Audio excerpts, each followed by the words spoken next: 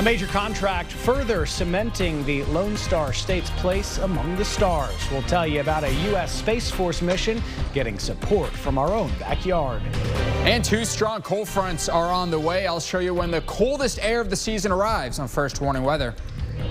A wave of relief sweeping across the globe as Hamas makes a crucial move that could steady a dangerously teetering ceasefire deal with Israel.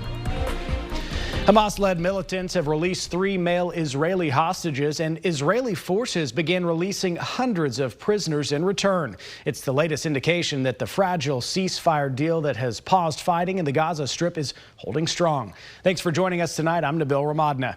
The 3 men who were released appeared pale and worn, but seemed to be in better physical condition than the 3 other men who were released last Saturday. Those men returned emaciated after 16 months in captivity. It was an emotional day as the men reunited with their families. In return, Israel released nearly 400 Palestinian prisoners. لا يتصف ممزوج بالألم والفرح مع بعض إني افترقت عن أخوي إلي 2 وافترقت عن أسرانا كاملة وإن شاء الله إنه يعني الفرحة بتكتمل بالإفراج عن كف. The truce that began about 4 weeks ago had been jeopardized in recent days by a tense dispute that threatened to renew the fighting. U.S. President Donald Trump's controversial proposal to remove more than 2 million Palestinians from Gaza and settle them elsewhere in the region has cast even more doubt on the future of the ceasefire. The IRS will lay off thousands of probationary workers in the middle of tax season, and cuts could happen as soon as next week. That's according to 2 sources familiar with the agency's plans. This comes as the Trump administration intensified sweeping efforts to shrink the size of the federal workforce by ordering agencies to lay off nearly all probationary employees who had not gained civil service protection. It's unclear how many IRS workers will be impacted. First Warning Weather with meteorologist Tommy House. Hey, hope you all had a great day today. It was a warm one. We started off actually a bit cooler, and then the clouds broke free. Sunshine was around Central Texas. 77 was our high. We should be at 67 for this time of year. Let's have a look right now of our skyline, courtesy of West Shore Home. There's a bird that's flying around. You picked that up? Sun's going to begin to set soon. It's 73 now, so we're cooling down just a tad. Those clouds are sticking around for the time being. Out toward the hill country, some mid to upper 70s, 76 in Marble Falls, 73 in Gillespie County. The downtown area, 69 at the airport, 72 down in Kyle, 75 in Buda, our eastern counties, where the clouds are still sticking around, much colder by about 10 to 15 degrees in Fayette County.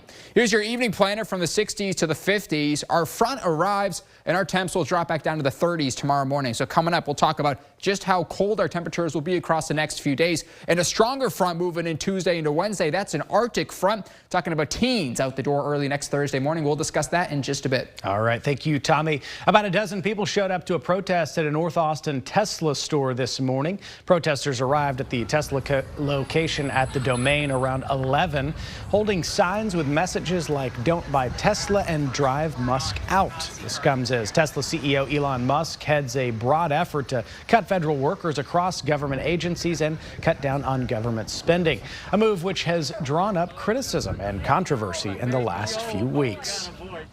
Firefly Aerospace, a Cedar Park-based aerospace company, announced it has received a nearly $22 million mission contract. Firefly says the contract will help launch a new mission that will allow the U.S. to quickly respond to what they call on-orbit needs. The mission, called Victus Sol, will be the 3rd U.S. Space Force mission Firefly will support, and the company says it builds on lessons learned from previous Victus missions.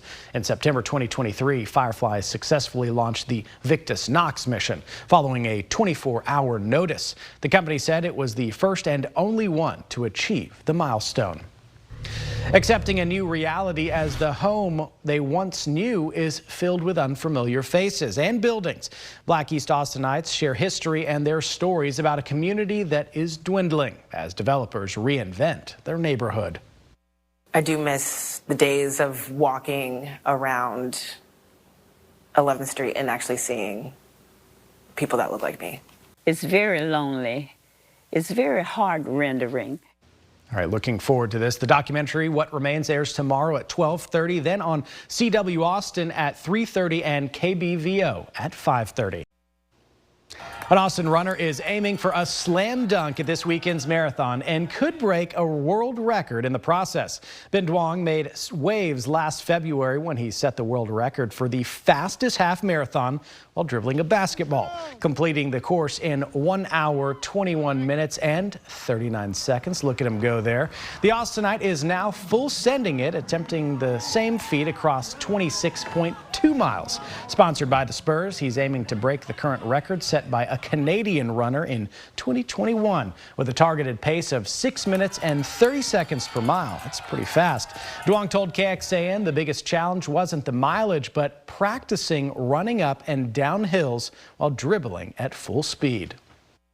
I'm not trying to think ahead. I want to keep my eye on the literal and the figurative ball and making sure that I take care of business Sunday morning and making sure that, that all my focus is there. So that way I can give everything I have in making sure we break another world record. All right, Ben, we will be cheering you on. The Ascension Seton Austin Marathon, Half Marathon, and the 5K, which our producer Mackenzie will be running, kicks off at 7 a.m. tomorrow.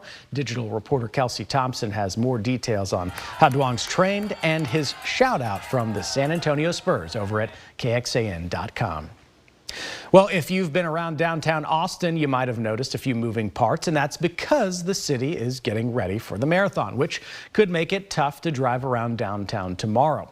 Here's a look at some of the roads that will be closed starting tomorrow through Sunday evening. They include Enfield Road, which will be closed from about the Capitol to Redbud Isle. South First and South Congress will be closed from Cesar Chavez all the way down to US 290. We have a full list of what's closed along with ways to avoid the traffic at KXAN.com. Well, we told you about IRS layoffs on the horizon, and that's not the only agency that will be impacted, as the Trump administration is ordering government agencies to lay off all probationary employees. These are employees who have not gained civil service protection and have typically spent less than 2 years on the job. As Chris King reports, right now the CDC is looking at laying off nearly 1,300 employees, which is 10% of its workforce. Growing concerns about the future of public health as staff numbers shrink at the Centers for Disease Control. I think we're going to have a lot of reduction of these types of preventive services, and they're so important. Emory University environmental health professor Carmen Marcet understands the government's cost-cutting mission, but fears this is the wrong place to look. We aren't doing the types of heart screening that's important, or we aren't thinking about cancer prevention measures. Then in the next 5 to 10 to 15 years, we're going to see those diseases coming back. And those costs are going to be much higher than the preventive services that are being provided now by the CDC. His students at the Rollins School of Public Health are worried too. A lot of our students have opportunities to work with the CDC on projects, to do internships at the CDC and learn about what public health looks like out in the real world. And so they definitely are very concerned. They don't know what their next steps are going to be. A union for federal workers called the American Federation of Government Employees has condemned the mass firing. The union released a statement saying the Trump administration, quote, has abused the probationary period to conduct a politically driven mass firing spree. And going in depth, this comes as a West Texas community scrambles to control a growing measles outbreak. Health officials say they've confirmed 49 cases, the majority being in Gaines County near New Mexico. Most of the cases are in children and 13 have been hospitalized. All of those cases are in people unvaccinated against the measles, one of the most contagious viruses in the world. All right, talking about weather, Tommy, it's a hot one out there. We saw some cooler temperatures, but you said colder temperatures could be coming. Yeah, it's actually right now 20 to 30 degrees warmer than compared to where we were at 6 o'clock yesterday, but big changes are on the way. Let's have a look right now at the 24-hour temperature change together here. Look at that. So clouds broke free, and it was much warmer throughout the day today, but that's not going to be the case in the coming 24 hours. 73 in Austin, 77 in Dripping Springs. Milam, Lee, and Fayette County staying in the 60s today. Hill Country, much warmer. Still mid-70s toward Llano and Gillespie County. Here's the big picture right now. We're tracking a decent severe weather outbreak for the deep south. Here's the cold front, though, that's going to be moving through central Texas in the coming few hours. So no storms for us, just clearing skies with temperatures continuing to drop. Next 24 hours from the 60s to the 50s, 40s, and 30s out the door tomorrow morning. Bundle up for that marathon. High temperatures in just the low to mid 50s before we cool down again into President's Day. Here's your day planner. 37 at 7 a.m. By noon, 50 degrees. By 4 p.m., 51. Sunny skies throughout the entirety of your Sunday. Find your city here. Winds will be out of the north at 5 to 15 miles per hour. Northern counties up toward Milam as well as Lampasas and San Saba may just stay in the 40s throughout the second half here weekend. Here's the high temperature trend across the next 7 days. 60s on Monday and Tuesday. Watch what happens, though. A strong Arctic front's going to move through. Highs on Wednesday and Thursday in the 30s. We should be at the mid to upper 60s for this time of year, and then 40s on Friday, back to the 50s by next Saturday. So the blues and purples, that's temperatures below 32 degrees. So very early on Wednesday, a good amount of our viewing area will be freezing. And then how about throughout the day on Wednesday, a lot of us actually may stay in the mid 30s. And then early Thursday morning, pretty much all of Texas will be at or below freezing. Farther up toward the Dallas-Fort Worth area, we could be talking about temperatures in the single digits and wind chills in the negatives. So the cold air is in play.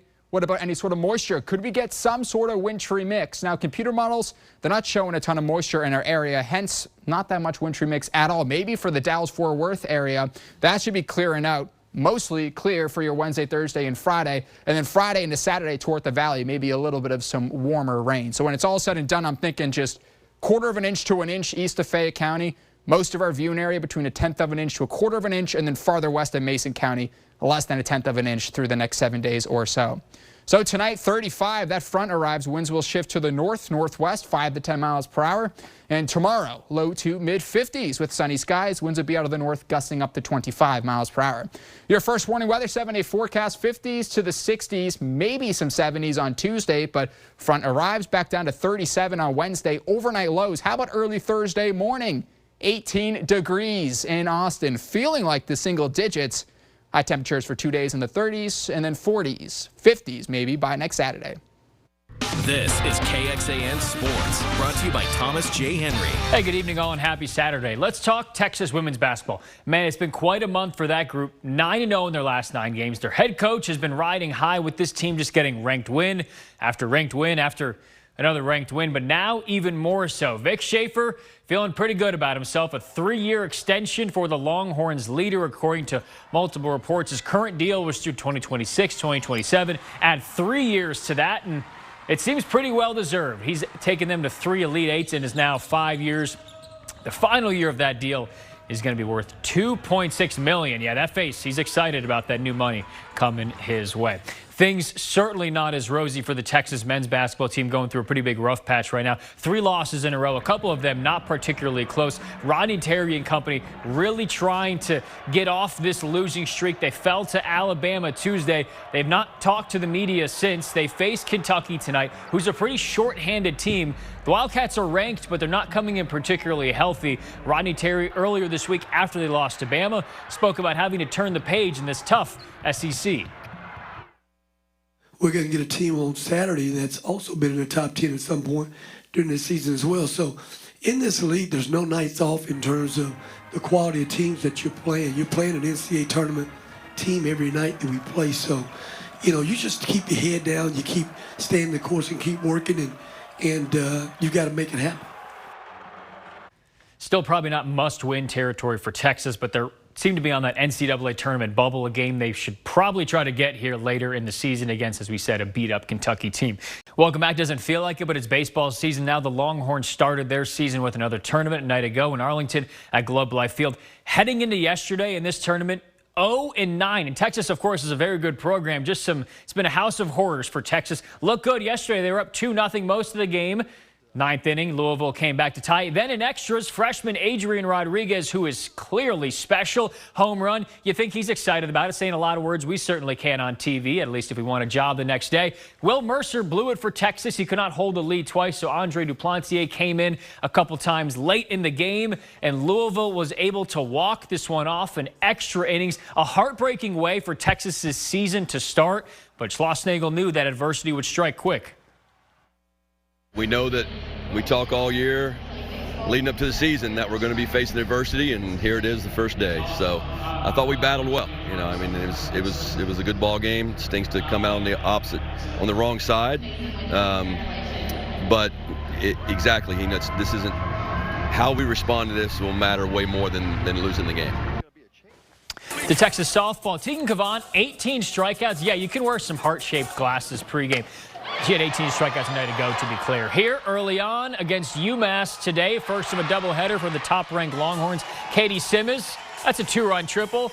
UMass was hanging in there, though. They got no hit earlier in the day, but they got up off the mat and fought against this Texas team. Citlali Gutierrez, the strikeout for Texas. She was dealing on the day, as she normally does. Now the veteran pitcher, 7 strikeouts and just 4 innings of work.